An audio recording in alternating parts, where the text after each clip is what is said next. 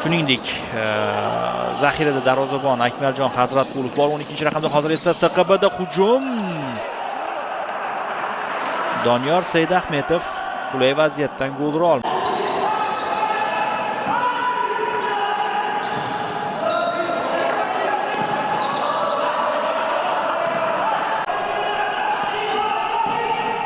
Yana bir zarba.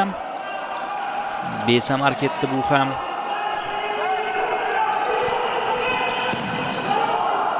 Uzoqdan yo'llangan zarbani ko'ryapsiz.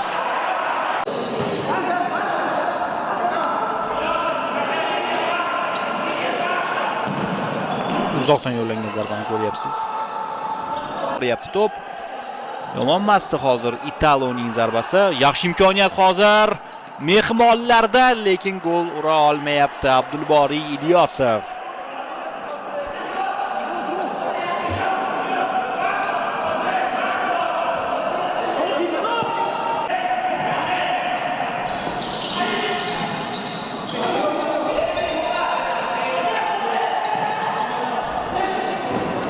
Zarbani ko'ryapsiz.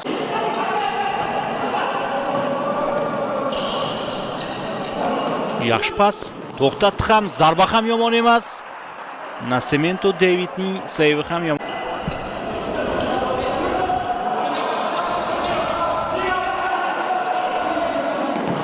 Nascimento burchak zarbasi.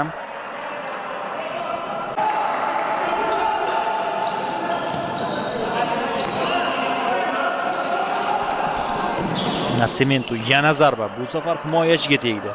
Bu safar bosh bilan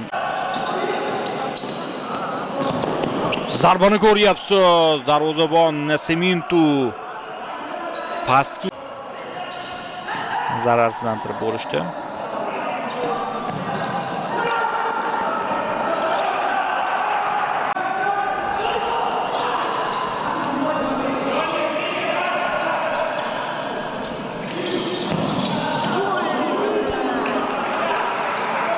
Zarda aniq.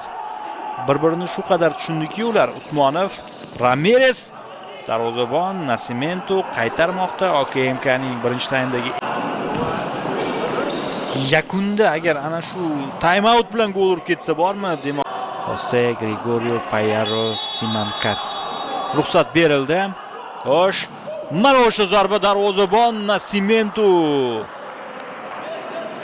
to'pni qaytardi, yuqoriga ko'tarib yubordi to'pni. Ko'rishingiz mumkin takroriy lavhada. Qaytdik qadrli futzal muxlislari, mamlakat chempionatida OKMK SQB bellashuvi. Birinchi taymni ko'rdik.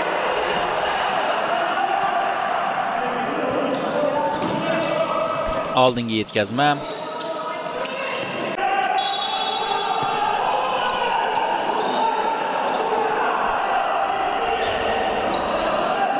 Yana SQBda imkoniyat. Ramirez hamda Emerson zo'r pas, darvozabon qaytardi. Ajoyib seyv.